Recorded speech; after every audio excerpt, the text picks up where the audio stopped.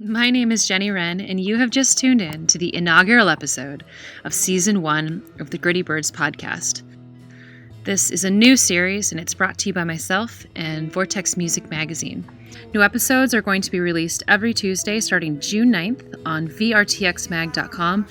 You can follow us on Twitter, SoundCloud, Instagram, Facebook, and my crowdfunding site, Patreon, at Gritty Birds with an S.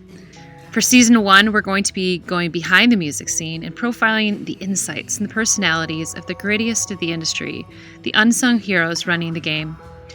We're going to be meeting and learning the secrets of the people who are successfully pioneering careers supporting artists while seeking to demystify and discuss hot topics in the music industry, from licensing and booking, publishing and law, labels to DIY, hip-hop to the indie scene, all over a riveting and an entertaining 15 weeks. I think we're going to have a lot of fun. Without further ado, I welcome you to the Gritty Birds podcast. So I have Jeremy Wilson in the studio today, and Jeremy's an artist and an activist, member of the Oregon Hall of Fame as the singer for seminal Portland bands Dharma Bums and Pilot, and founder of the nonprofit Jeremy Wilson Foundation, approaching its 5-year anniversary. That's right. Helping support artists through health crises. And last year, he released a new album after over 25 years from entering the music scene in the Pacific Northwest, which is an absolutely insane number to think about. I can't even believe it. I know. It's just, I think in another year it'll be 30 years since I've been in professional bands. I don't know. We'll get into that today, but we're going to start a little light. And if you're ready, I'm ready. I'm ready. Okay. Spicy or mild? Oh, spicy. Early bird or night owl? Oh my God, I'm a night owl that gets up early and then takes a nap in the afternoon. Yeah, me too. Truth or dare? Oh God, kind of like dare, I think. Okay. 3 words you'd use to describe Portland. Oh, independent, punk rock. I guess that's 3 words. Oh, no. 3. Independent punk rock and DIY. Okay. 3 words you'd use to describe the Portland music scene. Oh, actually, diverse. Okay. I think true blue, organic. Okay. Mm-hmm. What do you always have in your bag? A notebook and a pen. What were you listening to when you were 18? I was listening to REM.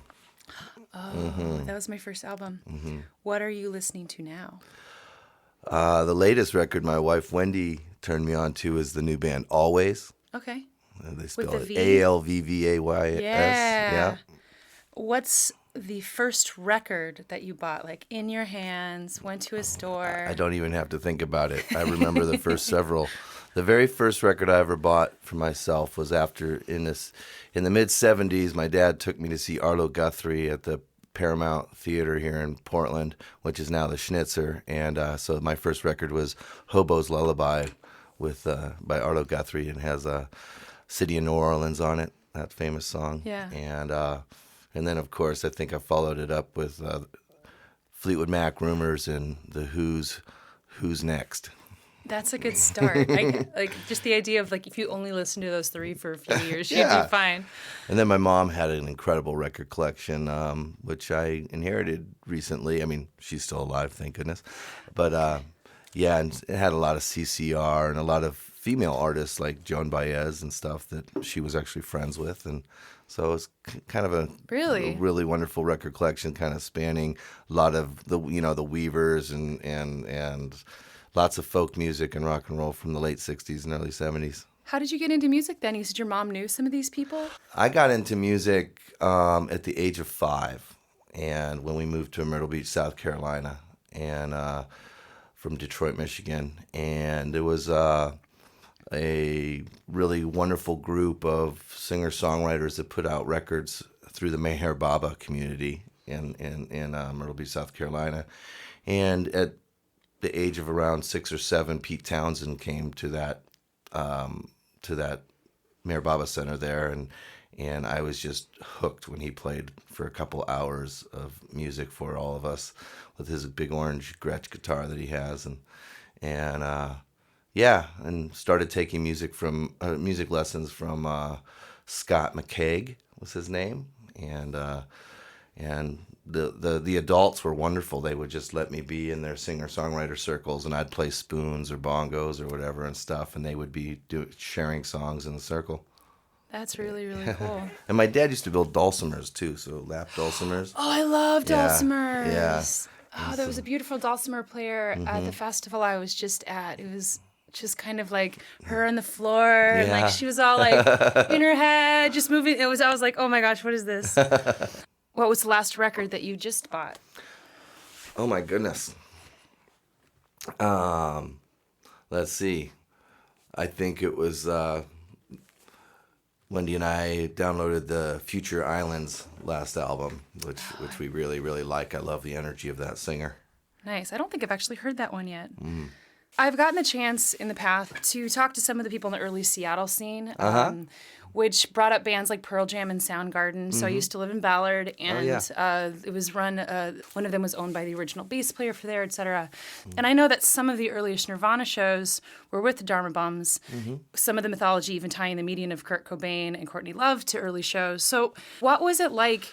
How did you fit into this strange world that existed at this time? You know, on the I hope I sound humble enough here, because I don't want to sound anything but by the time Nirvana was coming around, I was about 20 or 19 or 20, but I had already been in bands since I was 14 here in Oregon, and so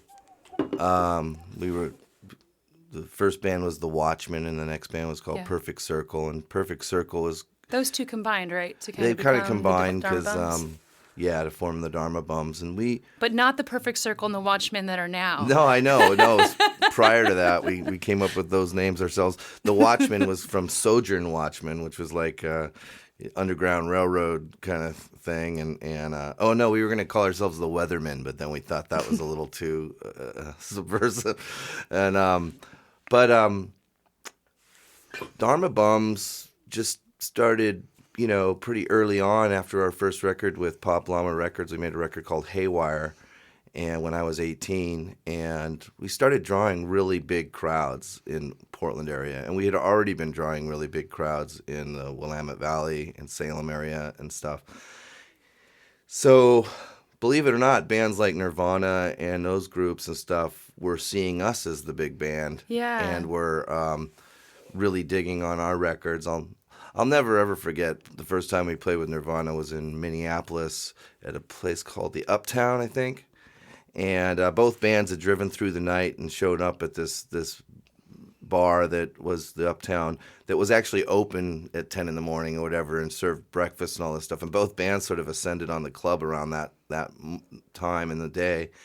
And we were stoked to see each other. We had been pen pals and different things already. IRL meetings in real life. In real life. I didn't even know that one. That's a new one. IRL, wow. And I'll never, ever forget us. That was the day that Bleach came out. And the night before the Dharma Bums, we had been at a college radio station, and we were so excited to hear that Nirvana, who was a band that only us and a few other people knew yet at that point, had their record come out. Yeah. And so we saw that they had a copy there. And after our interview on the radio station, all of us in the band went into another little booth and got one of those little portable record players. And we all sat around this table and we listened to every single track on Bleach before we drove through the night to go see them and play with them in Minneapolis. And I'll never forget going out front and Kurt sitting on the ground out front of this club and me telling him the story of what I just told you. And he's like, "Oh, that's awesome, man." I was like, "Man, we just love the record. Man, that song about a girl is great and everything." And then I'll never ever forget this. It really touches my heart still. But he pops open his cassette player and he goes, "You want to know a great band?" And he pops out the cassette and it's Haywire by the Dharma Bums. Yeah, and that's so touching. It was really touching. And those guys have always been they were always really supportive, and I don't even know how many times we played together, and I think some of the stuff online may be myth. I'm I know. not even sure. Most of it said kind of was like. It's just kind of funny. Who are some of, besides like Nirvana? Who are some of the other bands? Because I know that even like when I've talked to people from up in Seattle, Seattle was even sort of separated from the whole Aberdeen crew in ways. They were like, well, we knew who they were, but we really didn't play with them. Did they play more with the Portland scene, or who did you play with? Like, God, we played with everybody from that era, Yeah. big and small, actually. yeah, who are some of the smaller bands, or like what Well, was it like? I would say that the most important band that we used to play with, and Scott McCoy is still going strong, playing in REM and the -5 and the Baseball Project. But his band, the Young Fresh Fellows, was literally, when I was 14 years old, was the very first band that I understood to be a quote-unquote independent band that put out something on what was, an underground label, Pop Llama Records. I didn't really realize until I was 13 or 14 that there was this whole other world outside of MCA and Elektra and, Warner Brothers, and the Young Fresh Fellows would come through Salem and play and stuff. So, and me and Jim Tolstra and Eric Levry and John Moen and everybody, we'd all go to these shows. And the Miracle Workers, too, from Portland, were another really important band. But the Young Fresh Fellows were just this cool band. They had an amazing record out called The Sounds of the Pacific Northwest. And it certainly was not punk rock in the way that you think about it, but it was definitely punk rock in terms of the ethic, but it was more influenced by the Kinks or something like that than by other stuff. So we started making sojourns up to Seattle to play with the Fellows and Prudence Dredge, and then a plethora of all kinds of crazy groups, from Catbutt to Babes in Toyland to whoever. I mean, just everybody. And then we were very lucky too, because we had such a big draw in the Oregon area that it was actually Monkey Presents and other promoters would put us on what would seem like really big shows. Like we'd be opening up for Julian Cope or Guadalcanal Diary or even the Replacements and stuff. But we were put on the bill because we were going to bring 500 people to the show and actually help boost the show and bolster the show and stuff. So we got to play with, we even played with Mozzie Star and stuff, you know what I mean? Actually, that was Pilot, but still just, played with everybody. Yeah, that's really cool. What was it like working for Pop Llama?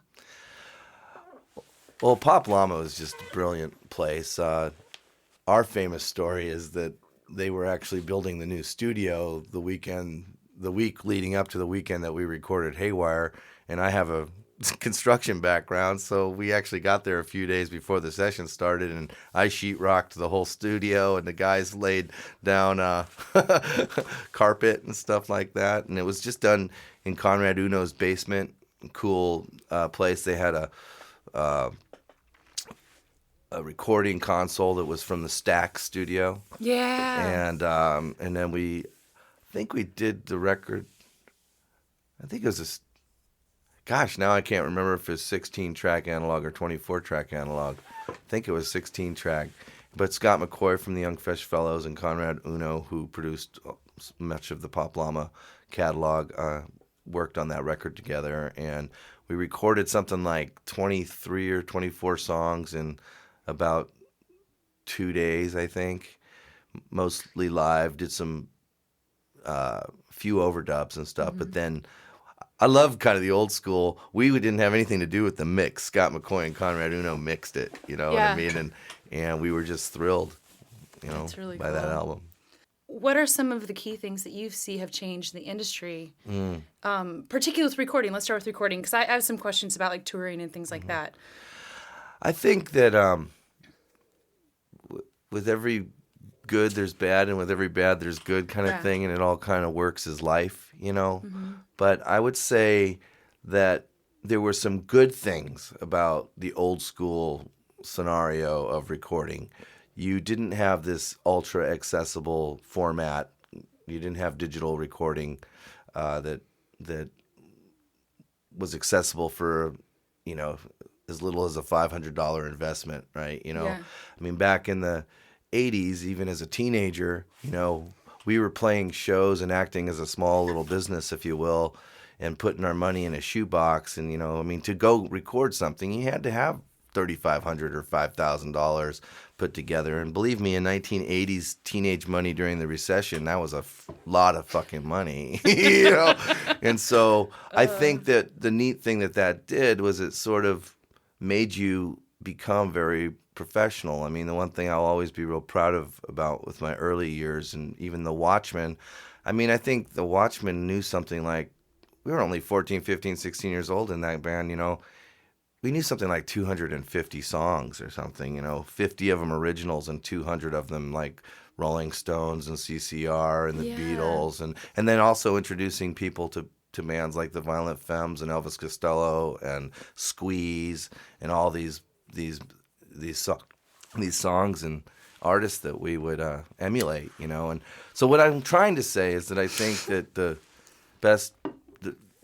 what I miss is I think there was a lot more mentoring going on back in the day. Yeah. That you would never consider going to a studio without a great engineer and perhaps even somebody that called themselves a producer, And that engineer-producer relationship, I am so grateful I got to go through that again and again. I got to work with Conrad Udo and Scott McCoy. I got to work with Joe Ciccarelli and Ed Brooks and Jack Endino and all these amazing people that were just like you and I, except for that they were a little bit older and they wanted you to do well. Mm-hmm. They were sometimes hard on you in the studio and stuff, but it was all because they wanted you to play great. And I think by having the linear recording process of a tape deck is a much different than having a non-linear recording experience in a digital realm. To make that into human speak, it means on tape you really had to play your parts. Mm-hmm. It was none of this cut and paste stuff. And I think that there was a lot of really good things. There was like a barrier in a sense to the music industry. Like you had to kind of go to college by getting into a studio, right? Yeah. And going and working that way. And not to say that I don't also embrace the absolute DIY, experience that is the digital recording. And I think that, I mean, God, I listen to stuff that people are doing today and now, and I'm just inspired by so much of it and stuff. Yeah. But I think that in terms of kind of people always looking for this angle to make money with music and all this stuff, it's like, there was only 40 or 50 bands back in the day touring the U.S. and stuff like that. Now there's like, probably 5,000 or something. Yeah, we have 500 submissions for PDX Pop now for songs alone. That's incredible. 500 submissions on a local level. That's, God bless Portland, man. God bless Portland. Yeah. That brings me to my next question. Do you feel that the same DIY zeal in self-starter label world still exists in the Northwest? Yeah, more than ever, really. What do you think of those boutique upstarts? What do you think of it? They're where it's at. Yeah.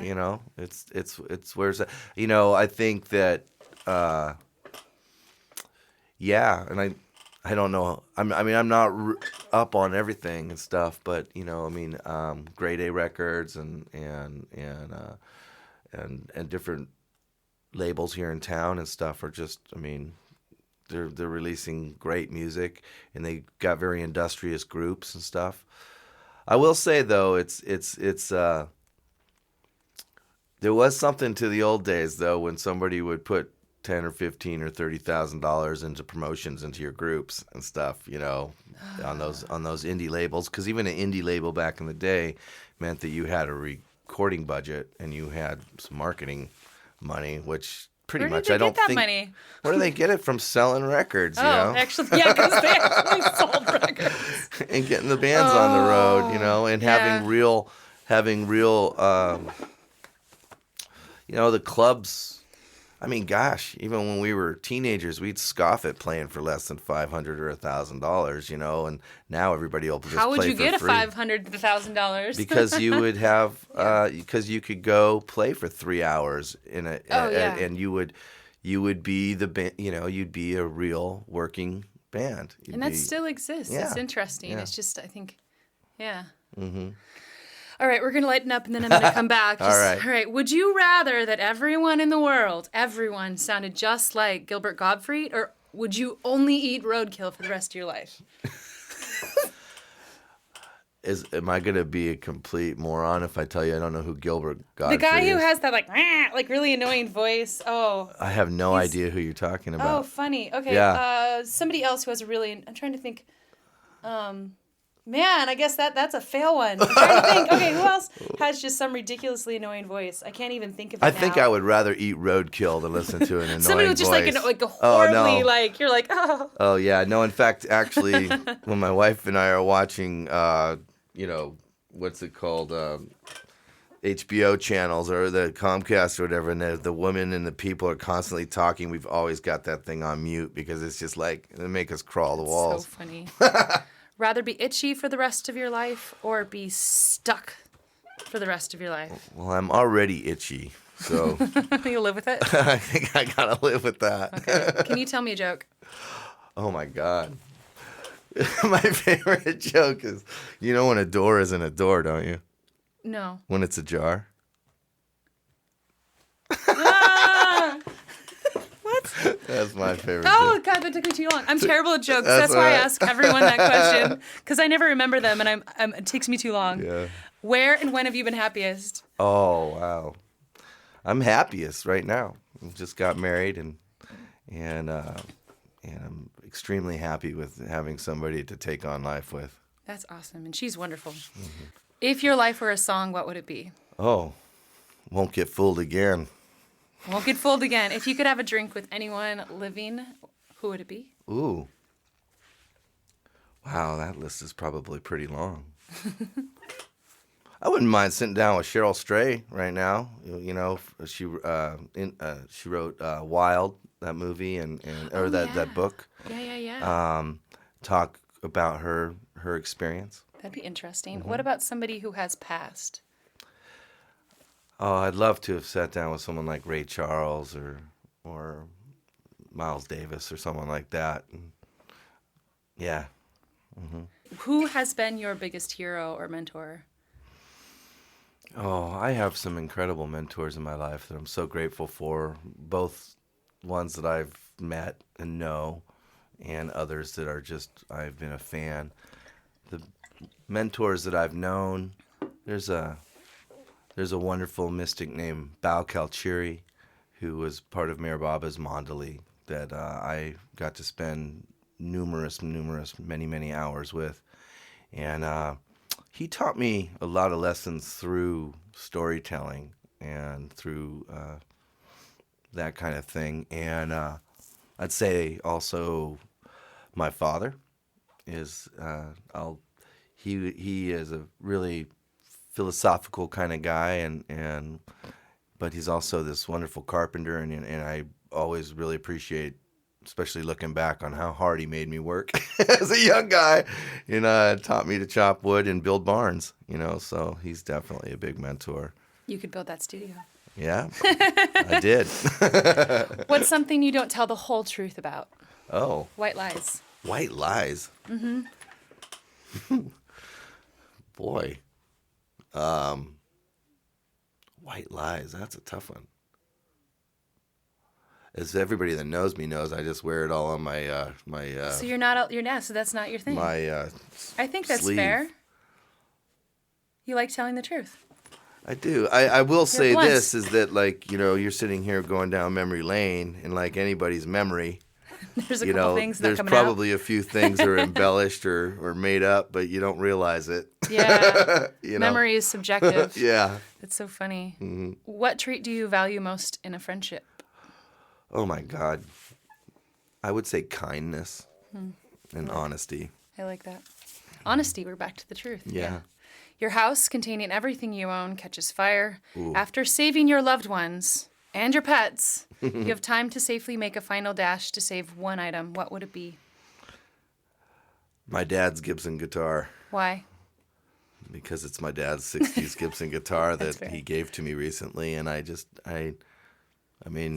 try not to be too materialistic about stuff. And I was just talking to this with Wendy last night, can't stand people that sit there and give us a list of everything they own when you're talking to them kind of thing.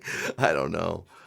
Definitely, though, I'm very attached to, I'm a paper hoarder. Oh, really? I've got every piece of paper and journal I've ever written and stuff, and I would hate to see that stuff go up in flames. We talked a bit earlier about some of your early Dharma Bums experiences. How do you feel about touring and promoting records then versus today? It's interesting. With everything I've gone through with my health and changes and I haven't done a lot of touring in the last 10 years, but one thing I think about back then is that there was no internet. So if you wanted to make 5 Facebook friends, if you will, you had to do it face to face, and you actually had to get in that vehicle and drive however many hundreds of miles to do it, And I think that there's some really good lessons to be learned by having to physically do something. At the same time, modern touring and, which I have done in the Northwest a little bit, it's pretty fun in the way that you can use social media to get everybody together, or you can keep people posted. I'd probably be a total geek if I did a 6-week tour at this point around the U.S. I'd have my phone out and my computer on me, and I'd be taking pictures, and you'd come to my blog, and you'd see every meal I ever ate and stuff like that, That's really funny. You don't have to wait so long for the autobiography to come out, 20 years You already later. saw it. You're just seeing it as it goes, so that's kind of cool. That's really funny. I think that the advent of house concerts and stuff is really, really cool. Yeah. Have you done many house concerts? I haven't done a lot of them, but my favorite stuff I've definitely done in the last few years has been the more down home, singing in somebody's living room, or sang at a person's anniversary party the other night, in their house. And it just felt so good without a PA system, just letting your voice do its thing in a room and, play that guitar. Nice. What's your motto? Oh, my motto. Oh, wow. Live long and prosper, I guess. Right. Ideal breakfast. Some scrambled eggs, and we try to do the no carb thing, so keep it to the... But if you didn't have it, if it was so you keep healthy now, but if there was no health issues involved, what would your breakfast look like? My ideal breakfast might have more to do with where rather than what. Okay, where? And I sure do like being in a hut on an island or on a beach. I like that lazy heat of a tropical place, of a foreign, exotic place, and anything that you might eat, like fresh fruit and coffee. You have to have the coffee. How do you like your coffee? I like it with a little cream in it. A little bit of cream. What's your favorite way to spend the day in the summer, speaking of warm weather? Oh, my God, by the river. Absolutely. Down Or up in the by the woods and the river. mountains. That's one of my favorite things about living in the Northwest is all the nature that we're an hour from the coast, we're an hour from the mountains, we're an hour from the desert. It's difficult. It's really hard. What is one of the most memorable shows you've ever played? Oh, boy. I think maybe because we're down memory lane here. I think the first time we played with the Replacements in Portland at an awful place called the Starry Night, but it was an amazing show. It was fun. I think it introduced us to a lot of people that weren't, I don't know. It was just a lot of fun meeting Paul Westerberg and those guys and rocking out with those guys. So 5 years into the foundation, which means, I guess, a few years ago, you discovered you had a congenital issue. Congenital heart condition. Yeah, a congenital heart condition. I've got an issue. I got all kinds of issues, Jen. Yeah, we all have so many issues. 5 years in the foundation, and do you think that your life is better in some aspects because of what happened? Well, let me give you a little bit of background for listeners on the foundation. Yeah. We're an emergency fundraising service for musicians in basically medical crises and stuff. Yeah. So going through all kinds of issues, from recovering from going through cancer treatments to having eye replaced to, even passing gallstones and things like that. But we're the independent contractor of the musician, of the artist, needs us when they need some assistance. We kind of jump in to action, and through donations from fans, friends, and family, we help them get some living assistance. So, is my life better because of the foundation? In my own experience, it started from me having to go through 4 different heart surgeries, and my life. I don't want to get too long-winded here, but you're like, yeah. No.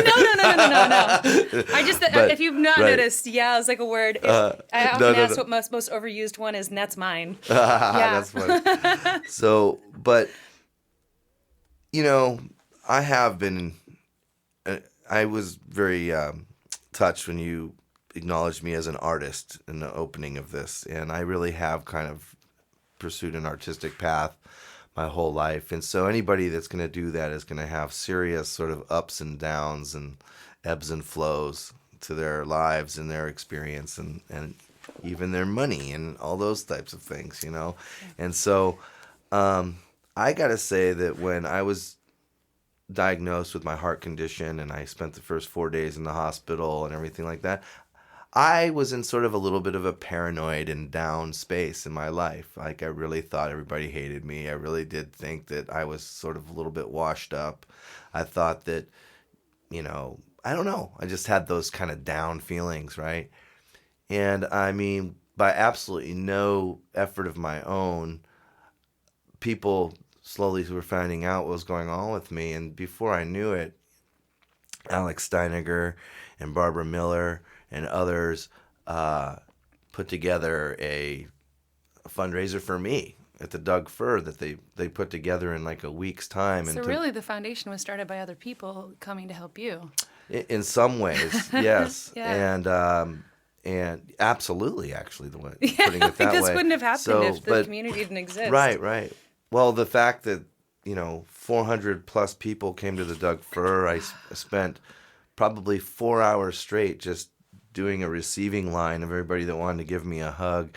And it was like, it brought me like out of 15 years of just intensity and music stuff and all my own life issues. And every one of those hugs was like one little bit more piece of treatment, you know what I mean? It makes me think of the Oregonian article that they wrote about your foundation launch when Dharma Bums played, and how afterward they're like, it looked like a wedding processional because of all the hugs that happened as everyone was leaving the stage. Yes. Yeah. Like, you're obviously very beloved here. Well, I feel it and know it these days, and stuff. But like, you talk about the origins of the foundation. So the foundation has been life affirming and life changing. It's also been an incredible amount of work. Oh yeah, that's the next few questions. Yeah. Has it been an easy transition going from being an artist to running an organization and running and starting a nonprofit that's been pretty successful? It's been, I approached it very humbly, I have to admit. I mean, the need for artists to have a safety net and a place to kind of organize together and help each other out, which is what the foundation is doing. The need was so immense. I mean, we launched before, I always like to say the foundation got started with a $300 deposit into a bank account that Lori Luckhart put into the bank account, right? And from $300, we've turned that in the last 5 years into about $200,000 worth of assistance that we've given out. And I got to tell you, Jen, there has not been an hour of a week, of a day in the last 5 years where we haven't been trying to figure it out because, and we're doing a good job. And, you know, the IRS does not make it easy for anyone to have a nonprofit. The transparency and the compliance that you have to stick to, the rules you have to play by are very real. Yeah. And I've done my utmost with the help of even organizations like RAC, the Regional Arts and Culture Council, who have actually counseled me for a couple of years in regards to what the structure of the foundation should be, to DIY accounting classes. I'm proud to say that as of a few weeks ago, all 5 years of our finances are in QuickBooks now. And awesome. Things like that are giant milestones for me. Yeah. So what would be some of your bigger advice as far as like putting together a nonprofit? I mean, RAC is, I mean, I feel you on the DIY classes, and RAC has so many classes, like resources, because auditing is a real thing. You know, okay. Here's the advice I'd give to somebody that wanted to start a nonprofit, is to be very, very clear on what your vision is of the nonprofit. What makes the foundation so intense, as George Thorne, the consultant that we use, would say, is that we are a complex organization, you know? So I have a friend that's recently gotten funding to do, I think it's called Piano Play Push or something. Yeah. Yeah. Well, my friend Megan, she's, you know, very, very clear on what she's doing. She's getting pianos. She's getting them into public spaces and into so that people can have access to pianos, you know? Yeah. And I think she's going to do great because it's very clear what she's doing.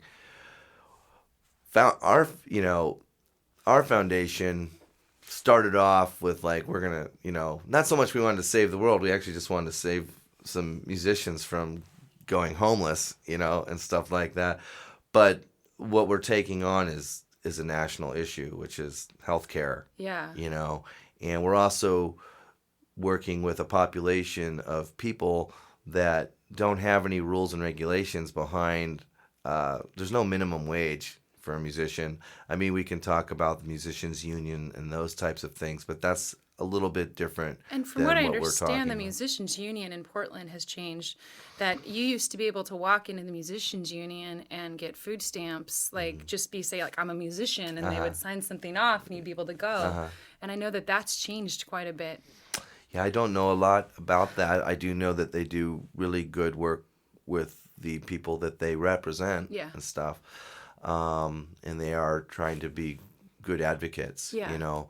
But really, we're really working in pretty much an unregulated industry, you know, and so it just kind of makes things very complex. And, you know, the one thing I will say about musicians, though, is that, you know, everything that people have made cliches about artists and stuff as being slackers or being druggies or being whatever, I mean, that's such a small percentage of the group, because I mean, Jenny, I've known you for a few years now, and I know almost that since the beginning. Yeah, and I know that you work every single day of your life, 20 hours a day, to make your music, you know, and to be able to be in a place. Look at you now. You're putting through all this effort into talking to people about their experiences and stuff, you know. So, I mean, musicians are the hardest working people around, you know. We're hustlers. We have to. Totally. There's no other way. I know. But not in a bad way. No, right.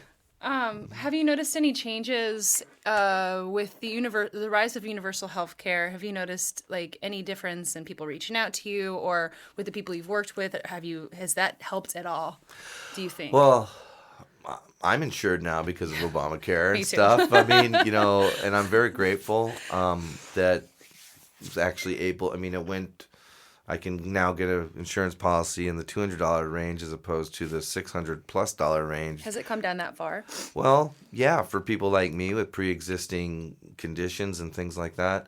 You know, the foundation has gotten an awful lot of press around health insurance, right? And I will tell you this right now, that about 80 or 90% of the people that we help actually have health insurance in place. And it's not about the medical bills as much as it is about not having any unemployment benefits and ability to get through what happens when you're not working for a month? 4-week to 12-month long, whatever it is, recovery. And so, paying your rent and paying your electricity and those types of things. There's benefit on Thursday for somebody who had a fall. Exactly, What works in fundraising? What's worked? Oh. What really works in fundraising is when you have somebody that says, if you guys match this $5,000, we'll match $5,000. I've noticed that people get pretty hyper when they realize that one person or one company or something is going to put up amount of money and they're given a challenge. Where have you found those companies, or have they found you? Where have I found those companies? My goodness. Well, I got to say that we live in an incredible community. I'm going to take some credit in having created, long-term relationships with people as diverse as Trace Shannon from Voodoo Donuts, to Peter Buck from REM, to Mike and Chris over there at Monkey Presents, to the Secret Society Ballroom folks that they did over about $7,000 last year of fundraising through the Secret Society last year. And so it's about human connections. It's about person to person. You really do change the world one person at a time. That's how it works, You like to think that you're going to get 1 million people on your Flipbook or whatever the heck, or Facebook or whatever. Your Flipbook? I like that. I was like, where's he going with that? I don't know, but whatever the medium is right now, because where would you like to see the organization go in the next 10 years? Very good question, and I appreciate that question a lot. Right now, I say that I call it phase 1. Actually, we're in phase 500 of phase 1. But you just got your taxes and your QuickBooks done. You're 5 years in. In phase You're 1 still of alive. Exactly, no, and we're standing and we're getting stronger all the time. This phase 1, having gotten the crowdfunding and fundraising services up and running in a very healthy way, we're very much established there. In May, in April 29th, we're launching online auction that happens worldwide for 3 weeks through BlackSparrowAuctions.com, and it's called Band Together Music Charity Auction. And the cool thing is locally we've had wonderful gifts given from the Decemberists and the Dandy Warhols and Marvin Rindy Ross from Quarter Flash, who I was a big fan of when I was a teenager, and Voodoo Donuts and many others. And then on top of that, Black Sparrow Auctions has brought in some serious memorabilia stuff from everybody from literally the Beatles and the Pretenders. Wow. And it's all going to the foundation?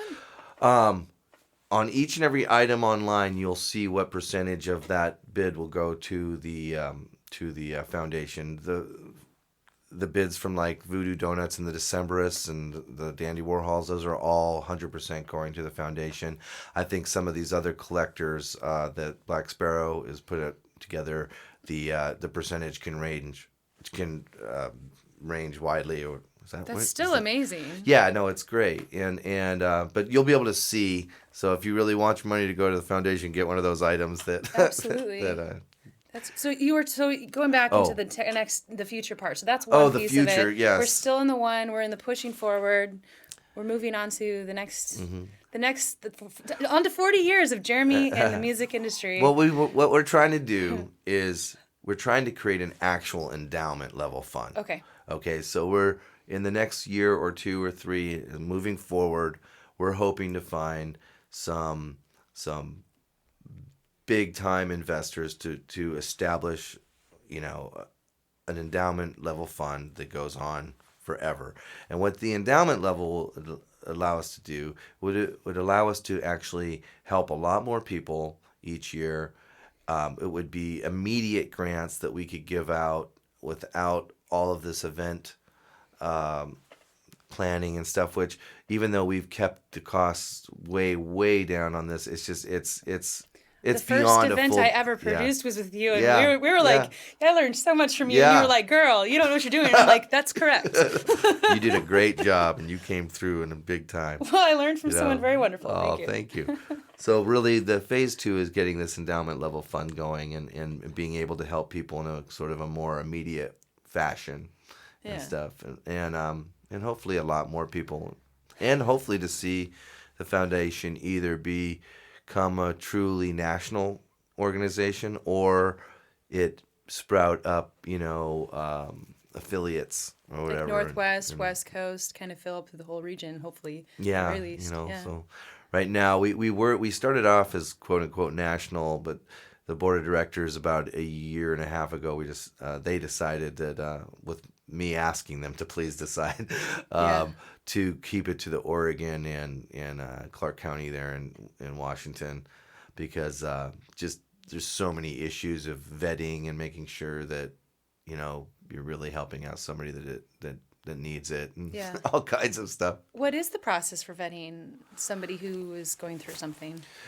Well, I don't want to get off on a tangent on any of that. Or where would somebody find that? Maybe that's the better question.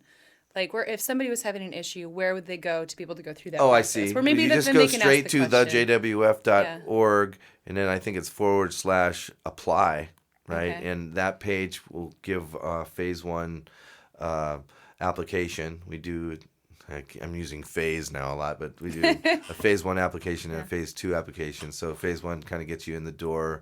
The board of directors either okay or decline the application, and then we move from there. And then the phase 2 is a much more comprehensive kind of ask of the help that they need, and we go through that. But it's also the beginning point to organizing the campaign to help them. That's really cool. We're kind of getting to the end of this awesome interview. It's like such a pleasure to finally actually ask all these questions and get to know you a little deeper today. Great, Jenny. Thank you. Oh, absolutely. 2 last questions. Okay. 1, what's been your secret to staying relevant as an artist for nearly 3 decades? What on earth? You know what? I think that for better or for worse, it's my my ability to dive in head first. Yeah. To not let fear rule. I don't think I've ever been a very fearful person, and I'm grateful that my parents brought me up to not be too materialistic and stuff, and I don't put a lot of credence or importance on stuff.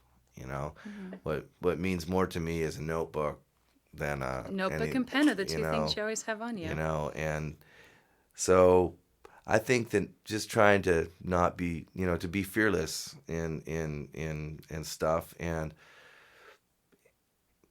I think that I also really do think about how I feel very fortunate, and I may not have any money, but I do have a lot of experience and a lot of love from people, as you said, and so I feel really blessed on that level, and I keep that in mind every day I ever try. If I ever start to feel sorry for myself or think things are too hard, I remember how many blessings there are in my life. That's so and cool. That's the truth. All right, last question. The world would be a better place if? The world would be a better place if people could just understand that we live on one connected organism of the planet Earth, that all things are connected. If people just understood that, and nobody needs to be so rich that they single-handedly can pollute and control and harm others. I really just believe that if people had an understanding that we're all connected, that would be a great shift in consciousness for the world. Awesome. Well, thank you again. And it's just Thank been a pleasure. Jen. Yeah. Thanks again for tuning in to Gritty Birds in our inaugural episode. You can find us every Tuesday starting June 9th at vrtxmag.com, and follow us on Twitter, Instagram, Patreon, SoundCloud, etc. at Gritty Birds with an S. Look forward to seeing you soon.